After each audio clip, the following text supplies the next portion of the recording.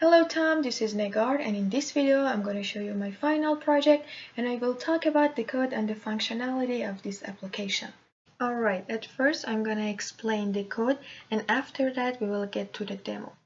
For the first part, for the ability to push, in the collision manager, in check AABB's function, I have added this condition which says if the cube that we have is dynamic and also it is not our player, but the second object which is colliding with that box is player, we're going to calculate the force which is applied to the box by the player.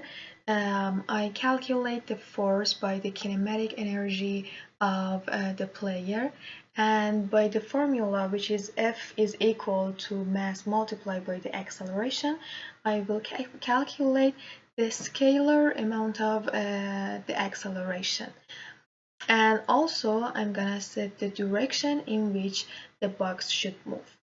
In the rigid body, in the update function, I say if the box is dynamic and it is on the ground and also it's not our player, I will set the acceleration to the scalar amount that it has and multiply it to the direction that the box has to move, and each frame I'm gonna add to the transform position. For the second part, I wanted the player to be able to jump onto the static boxes that we have on the scene.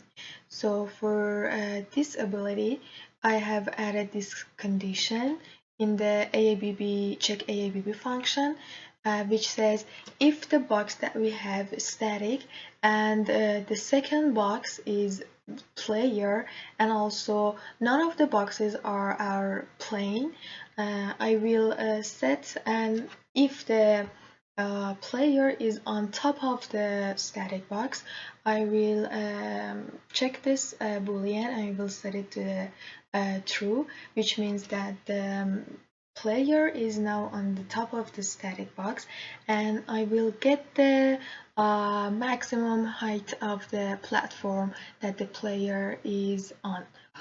And in the player behavior class, in the update function, actually it's in the move function, which we call it in the update function, I will check if the player is on the top of the static box, and if it is, I will set the position of the player to the new position, which is I will add the height of the player to the height of the platform.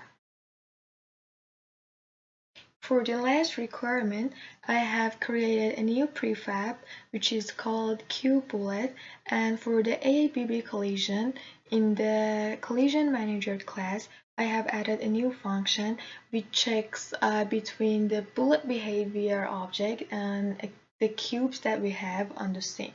In this function, I'm going to calculate the min, max, and min, max variables of our cube bullet, and I want to say that in these calculations, the radius is not actually the radius of the cube. It is half of the each side of the cube. Which means that I'm calculating the min side by subtracting the x position by the half of the side of the cube.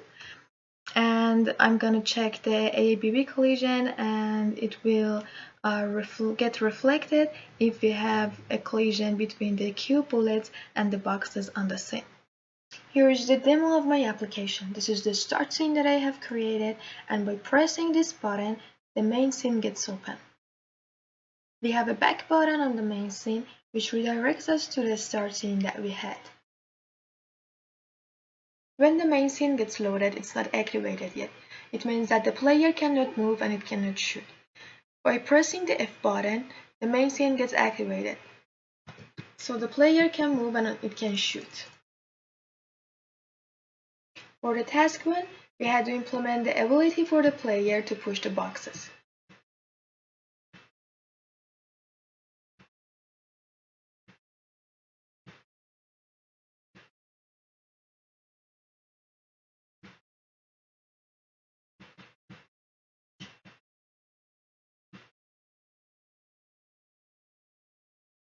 And I want to mention that these are the dynamic boxes that I have.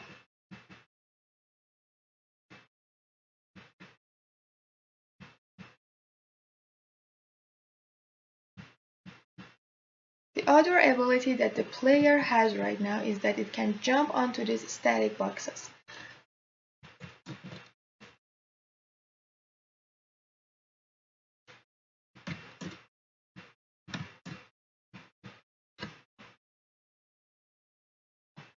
And it can jump onto the ground.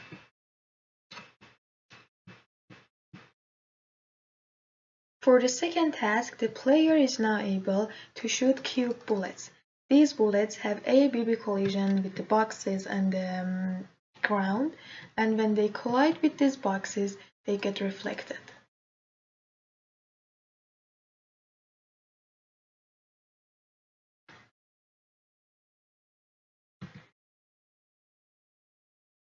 That was all that I wanted to show you for the demo. Thank you for watching.